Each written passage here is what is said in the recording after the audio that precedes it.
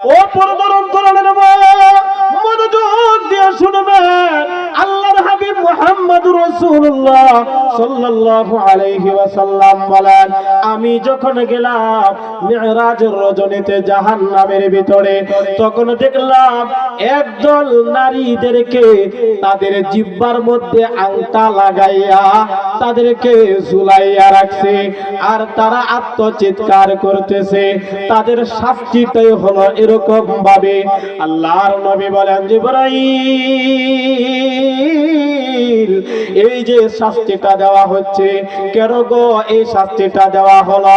জিবরাইল ডাক দিয়ে বলে, ইয়া রাসূলুল্লাহ, হাবিবাল্লাহ, এরা হলো আপনার উম্মতের ওই সকল মহিলা, যেই মহিলাগুলি তাদের এই জিহ্বা দ্বারা তারা তাদের স্বামীর সাথে তর্কে লিপ্ত হইত। আছে না নাই? কথা কই না, আছে না নাই? ও মা বোনেরা, প্রত্যেকটা ঘরের ভিতরে খবর নিলে দেখা যাবে স্বামী একটা কথা বললে স্বামীর কথাটা মানতে চাই না, স্ত্রী যেটা বলে এটা মানাইতে হয়, আর এটা মানাইতে যাইয়া স্বামী আর স্ত্রীর ভিতরে ঝগড়া হয় কি হয় না? আল্লাহ রাব্বুল আলামিন সূরা নিসা ৫ নম্বর পারা ২ নম্বর পৃষ্ঠার ভিতরে বলেন, আর রিজালু কাওয়ামুনা আলান নিসাই বিমা ফাদ্দালাল্লাহু বা'দাহুম আলা বা'দ। চিল্লা বলেন আল্লাহু আকবার। আল্লাহ বলেন, ও দুনিয়ার মানুষেরা শুনো, আর রিজাল, পুরুষদেরকে কাওয়ামুনা আলান নিসা, মহিলাদের উপর শক্তি দিলাম। কে? কথা কই না, কে দিছেন? আওয়াজ দেয়া কয় না কে? ও মা বোনেরা, যুক্তি দিয়েন না, স্টার জলসা দেখিয়া, নাটক দেখিয়া দেখিয়া স্বামীর সাথে তর্কে লিপ্ত হয়েন না। এই নাটক আপনাদেরকে নিয়ে যাবে এই জাহান্নামের ভিতরে। অর্থাৎ এই জিহ্বা দ্বারা স্বামীর সাথে কথা কাটাকাটি করে স্বামীর সাথে তর্কে লিপ্ত হইয়া যায়, স্বামীর মনে আঘাত দেয়। এই কারণে এই মহিলাদেরকে জিহ্বার মধ্যে আংটা লাগাইয়া তাদেরকে জাহান্নামের ভিতরে ঝুলাইয়া রাখছে। আবার সামনের দিকে তাকায়, ওই সামনের দিকে তাকাইয়া দেখে আরেক দল মহিলা তাদের স্তনের মধ্যে আংটা লাগাইয়া তাদেরকে ঝুলাইয়া রাখছে, আর তারা আত্মচিৎকার গুলি করতেছে। জিবরাইলকে উদ্দেশ্য করিয়া নবী আমার কয়, ও জিবরাইল, কেন গো এই কঠিন শাস্তি তাদেরকে দেওয়া হয়? এবার জিবরাইল কয়, এটা হলো দুনিয়ার ওই সমস্ত মহিলারা যারা স্বামীর অনুমতি ব্যতীত অন্য সন্তানদেরকে স্তনদান করছিল, অর্থাৎ দুধ পান করাইছিল। এটা তো আমাদের সমাজে তেমন একটা হয় না, এটা আগের সমাজের ভিতরে এটা ছিল।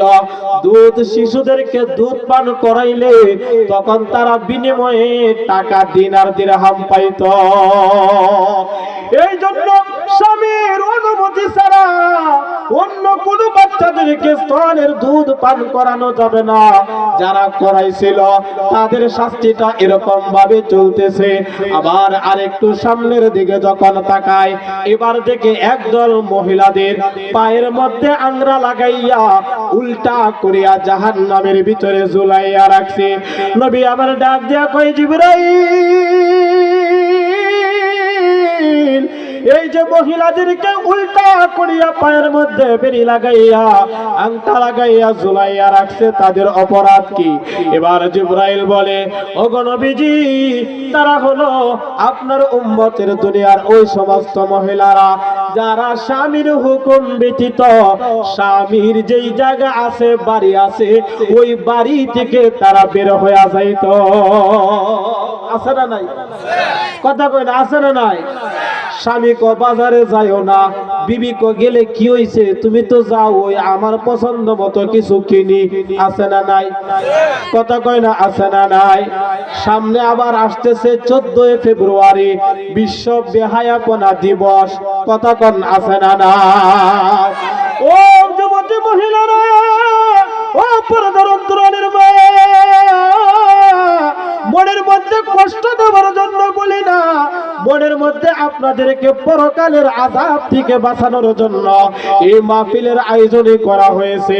আপনাদেরকে এই কথাগুলি যেন আমরা কুরআন এবং হাদিসের মাধ্যমে সত্য কথাগুলি আমরা বলি, আপনারা যেন আমল করিয়া আল্লাহর তৈরি জান্নাতে যাইতে পারেন।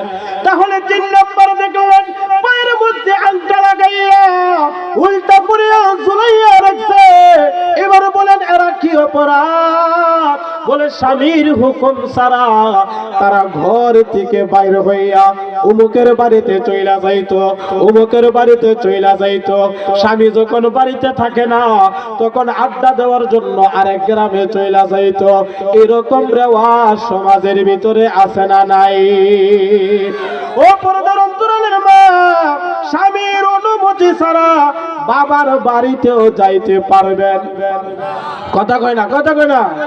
বাবার বাড়িতেও স্বামীর অনুমতি ছাড়া বাবার বাড়িতেও যাইবেন না। বাবার বাড়িতে যাবেন, স্বামীর কাছ থেকে অনুমতি নেবেন। আপনি খালার বাড়িতে যাবেন, স্বামীর কাছ থেকে অনুমতি নিয়ে যাবেন। এবার আল্লাহর নবীজি সামনের দিকে তাকাইলেন, তাকাইয়া দেখে আরেক দল মহিলাদেরকে হাতের মধ্যে আংটা লাগাইয়া তাদেরকে ঝুলাইয়া রাখছে। এবার জিবরাইলকে প্রশ্ন করে, জিবরাইল কেন রে এমন কষ্ট দেওয়া হয়, কেন দেওয়া হয়?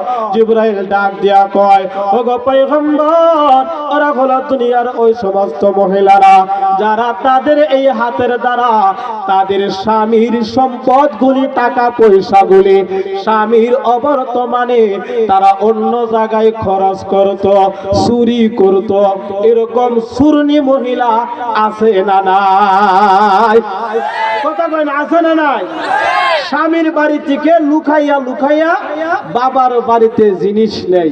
আপনাদের এলাকায় নাও থাকতে পারে, সবাই তো করে না। এই অপরাধ তো সবাই করে না, করে কিছু মানুষের। কথা কন আছে না নাই? আবার অনেকে এই যুক্তি দেয়, বলে আমার স্বামীর তো জিনিস, এটা আবার স্বামীর কাছে বলতে হবে কেন? আমার স্বামীর তো, আমার সংসারের। এই কথাটা বলে কি বলে না? কথা কয় না, বলে কি বলে না? না, ও পর্দার অন্তরালের মা, স্বামীর অবর্তমানে স্বামীর যত দ্বন্দ্ব, টাকা পয়সা, বাড়িঘর যা কিছু আছে, আপনার কাছে যেইগুলি আমানত আছে, ওইগুলি স্বামীর অনুমতি ছাড়া বাবার বাড়িতে নেওয়া যাবে? কথা বলেন, নেওয়া যাবে? নেওয়া যাবে না।